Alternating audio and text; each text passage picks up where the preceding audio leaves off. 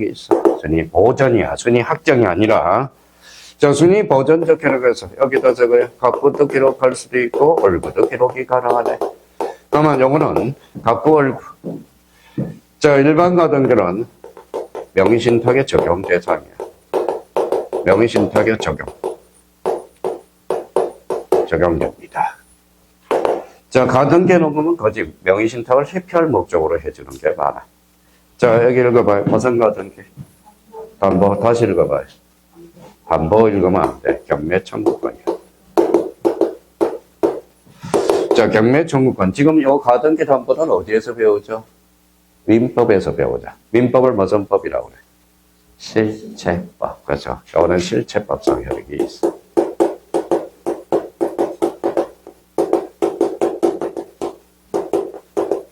자, 그러면 경매 청구권. 왜 경매를 받아요?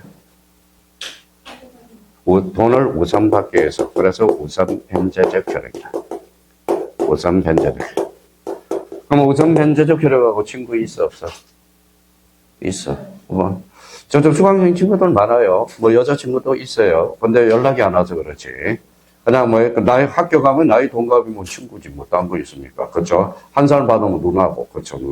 누나고. 그래서, 뭐, 그래서 이제 우리 모임 가면 여기 읽어봐요.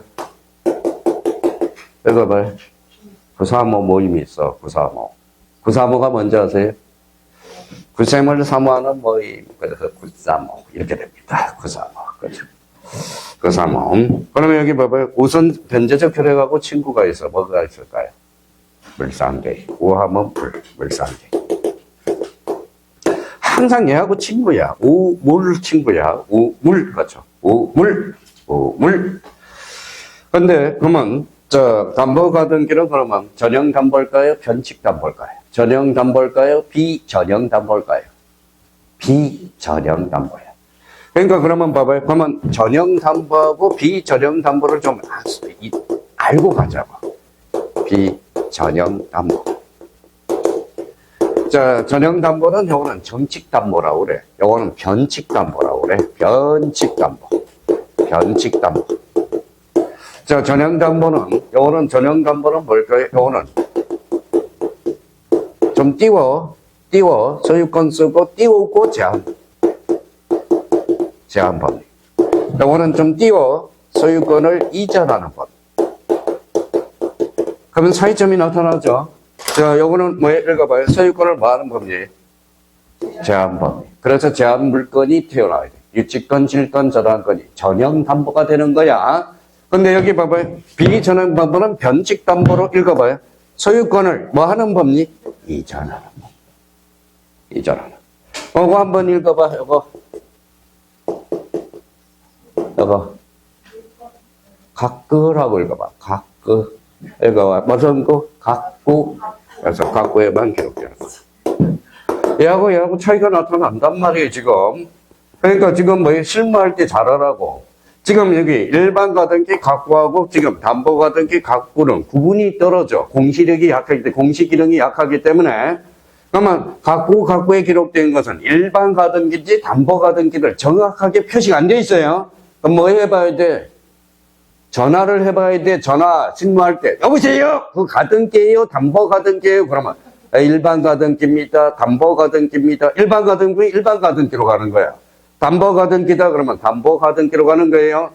그러면 간평 문제, 이런 문제는 간평에도 등기법 문제가 나와. 읽어봐요. 각구에만 기록된 사항을 골라라. 무슨 가등기? 담보 가등기. 자, 그러면 여기 봐봐. 이거 다시 읽어봐. 소유권이 이전됐죠. 명의가 이전됐네. 그럼 명의가 이전됐다라는 것은 뭐예요? 그러면 결론적으로 명의신탁에 적용이 안 된다라는 거네. 명의신탁 적용 X네. X. 그래서 이제 담보 가등기는 명의신탁에서 적용 제된다라고 그래서 시험에 나오는 거야. 시험에 나오는 거예요. 그러면 항상 여기에서 이제 잡아야 돼. 가등기하고 담보 가등기는 같다, 다르다? 다르다. 그렇죠. 다르다. 그러니까 문제 풀 때 가등기냐, 담보. 그래서 시험 문제 풀 때 맨날 가등기, 담보 가등기. 이렇게 해서 문제를 풀라고 그러거든. 그러니까 몰라서 틀리겠어? 까먹어서 틀리는 거지. 까먹어서 틀리는 거죠. 그러면 일반 가등기와 담보 가등기는 같다, 다르다? 다르다. 그죠? 그러면 가등기는 무슨 등기? 예비 등기다. 그러면 등기 추정력은 이거거든. 등기 추정력은 여기 효력이거든. 그래서 우리 민법에서 제일 많이 출제하는 거. 가등기에도 추정력이 미친다. 어때? X. 그죠? 추정력은 뭐의 효력이다? 종국 등기의 효력이 된다. 종국 등기 효력. 자, 여기 뭐라고 써놨어? 여기 읽어봐요. 아직 민법 선생님들이 등기법도 모르나 봐. 책에 뭐예요? 여기 한번 줄쳐놔요. 애고등기 폐지. 그죠? 애고등기와 예비등기가 해서 요 애고등기가 없어짐으로써 뭐가 등장했어요? 바로 써요. 가처분 등기. 가처분 등기. 자, 그래서 애고등기하고 요게 이제 2014년에 애고등기가 폐지하고 가처분이 막 싸우다가 결국 얘가 폐지돼 버렸어요. 애고등기가 폐지. 가처분 등기가 그 역할을 담당하거든. 그래서 가처분 등기 별표 3개를 딱 해놓고 가처분 등기는 무슨 제한 등기죠? 처분 제한 등기. 지금 이게 우리나라는 요거는 여기 읽어봐요. 여기 읽어봐. 북한은 1960년대에 폐지가 됐어. 근데 우리나라는 2014년이 돼서 폐지가 됐어요. 그러니까 결론적으로 애고등기 폐지. 그래서 그 역할을 얘가 담당해. 얘가. 그래서 제가 뭐 논문을 하나 쓰고 싶은데 제가 뭐 있잖아 아직 뭐 논문을 가등기. 그냥 가처분 등기도 일종의 무슨 등기? 예비 등기. 처분을 제한하는 거거든. 그죠? 저는 학자가 아니니까 뭐예요? 선생이니까. 그러니까 이 부분에 대해서. 자, 그래서 이제 이 가등기는 무조건 출제돼요. 그러면 가등기와 담보 가등기 같다 다르다? 다르다. 그렇죠. 다르다. 그러면 행정고시 옛날에 민법 문제 봅시다. 담보 가등기는 실체법 경매청구권이라는 실체법상 효력이 발생한다. 맞네. 그러면 가등기권자는 소유권 보전 등기를 말소 신청할 수 있다. OX. X대. 가등기는 뭐예요? 단지 무슨 등기? 예비 등기야. 그러니까 가등기권자냐, 담보 가등기권자냐 꼭 확인하면서 문제를 풀어야 돼요. 오늘 개념 하나 잡았다. 전형담보는 소유권을 뭐하는 법니다? 제한하는 법.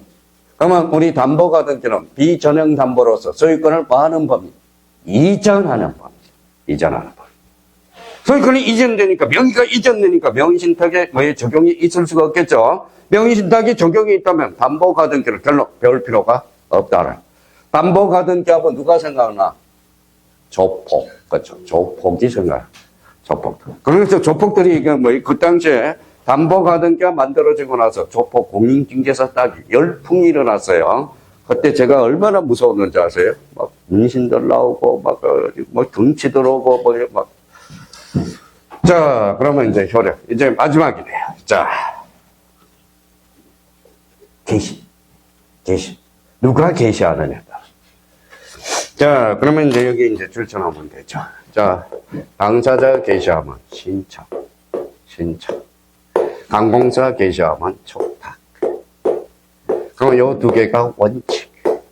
딱 이게 머릿속 구조를 잡아놔야 돼, 이게. 그러면 여기 봐봐요. 그러면 등기관이 개시했지만, 등기관이 개시했지만, 뭐가 되죠? 직권. 그렇죠. 직권. 그러면 법원이 개시해주면 무슨 신청이? 이 신청이 붙어야 돼. 그러니까 법원 이 신청 붙어야 명령 등기야. 명령 등기가 돼요. 그러면 요거는 원칙이야, 예외야. 예외. 발음이 안 돼. 예외. 자, 예외. 그렇죠. 그러면 요거 한번 읽어봐요. 법률 규정. 법률의 규정이 있어야 직권과 변경이 가능하다는 소리야. 그럼 직권 등기 요거. 별표 3개. 그렇죠. 직권 등기 넣을 주제. 촉탁 등기 별표 하나. 자, 근데 이제 여기에서 이제 헷갈리는 게 있어요. 봐봐요. 요거 원칙이에요. 원칙. 요거는 예외. 그러면 한번 가볼까요? 자, 당사자 신청, 관공서 촉탁이야. 법률의 규정이 없다면 등기관의 직권 등기와 법원의 명령 등기로 예적 측면이죠. 법률의 규정이 없다면 여기에 따라줘. 그러면 직권 등기와 명령 등기로 뭐라 해야 돼? 법률의 규정이 있어야 가능하다. 그럼 봐봐요. 그러면 자, 법률의 규정이 없다면 당사자 신청과 관공서 촉탁에 의한다. 이렇게 나오는 거예요. 그러면 요거. 근데 요걸 또 체계 하나 만들어라. 관공서 촉탁 등기는 당사자 신청을 모두 준용이라고 해놨어요. 준용해놓고. 그러면 준용한다라고 나와 있어요. 그러면 당사자 신청의 종류는 몇 종류가 있어? 공동과 단독이 있죠. 그러면 관공서 촉탁 등기 공동 신청에 알 수 없다. 어때? X. 모두 준용한다라고 그랬잖아. 준용한다. 근데 초보자들이 제일 헷갈리는 게 요 명령 등기하고 촉탁 등기하고 되게 헷갈려요. 봐봐요. 자, 법원이. 일단 둘 다 법원이야.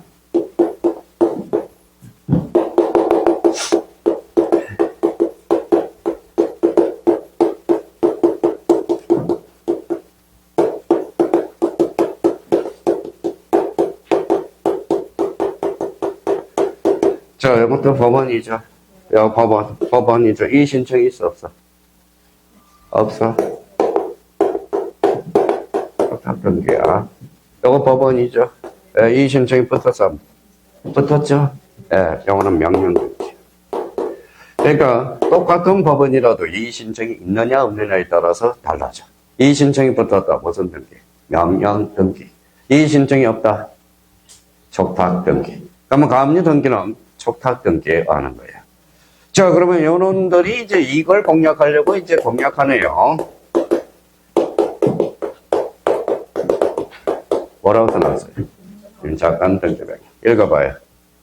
임차권 등기명령. 어디로 가요?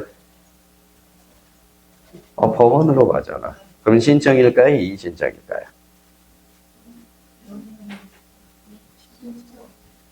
자, 봐봐요. 임차보증금은 제가 못 받았어요. 그렇죠? 법원에 가서 신청을 합니다. 이의신청이 아니에요. 신청이에요. 그러니까 무슨 등기다? 촉탁 등기다. 그래서 임차권 등기명령, 명령 등기해야 한다. 하늘나라로 강조하는 거예요. 그래서 어제죠? 오늘인가요? 어제가 무슨 요일이에요? 금요일. 그래서 아침마당을 봤네. 어머님 앞에 앉아서 조금 아침마당에 나오니까 아나운서들이 나오더라고. 이계진. 그 다음에 있어요. 원로 아나운서들. 그거 1,000만 원 그거라더라고. 토요일날 보니까. 그래서 이계진 아나운서가 그래. 임차권 등기 명령이 명령 등기면 물어봤겠냐? 물어봤겠냐? 명령 등기면? 그러면 촉탁 등기니까 물어봤겠지.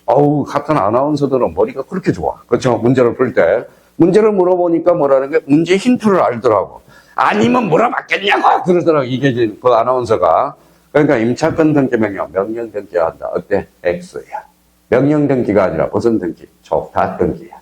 법원으로 가면 임차인이 보증금을 못 받았어. 그러면 법원에다 신청하는 거거든. 신청이야. 이 신청이면 명령 등기지만 신청이니까 뭐예요?